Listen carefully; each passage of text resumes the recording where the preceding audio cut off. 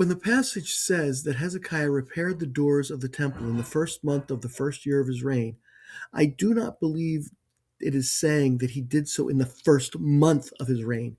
Rather, I am thinking that he did so in the first month at the beginning of the first year after he took the throne.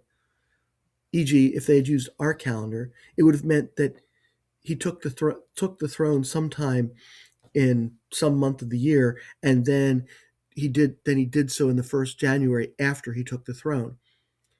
Even so, Hezekiah moved fast to get the temple reconsecrated, and so did the Levites who did the work for him.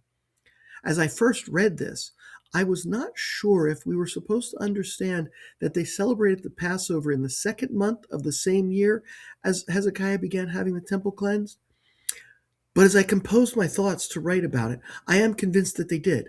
That they, at the beginning of the first month of the first year after he took the throne, they began to clean out the temple. And then in the second month, at the appropriate time of the month, which was a month late, they had the Passover.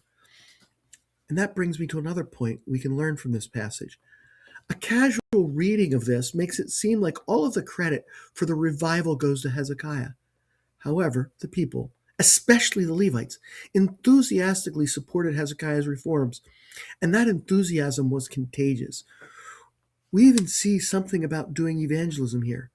When the messengers went out to announce the Passover celebration, they were laughed at and mocked.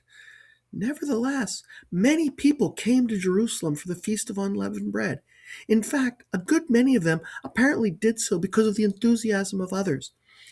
The passage tells us that many of those who assembled had not consecrated themselves, yet they were welcomed, and God saw fit to accept all who set their hearts to seek God.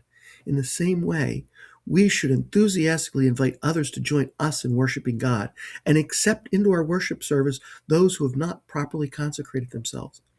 However, just because God will accept those who seek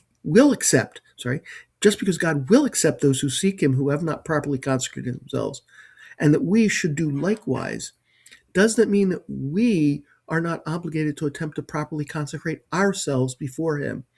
And we should still evangelize and spread the word about coming to celebrate God in the face of laughter and mockery.